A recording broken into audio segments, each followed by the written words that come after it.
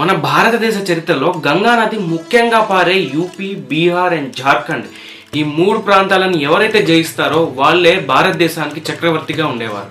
అయితే ఆ ప్రాంతం మీద సౌత్ ఇండియాకి చెందిన ఒక తండ్రి కొడుకుల కన్ను పడింది. వాళ్లే రాజరాజ చోళన్ అండ్ రాజేంద్ర చోళన్. రాజరాజ చోళన్ గంగా ప్రాంతాన్ని ఆక్రమించాలనుకుంటాడు, కానీ చేయలేకపోతాడు.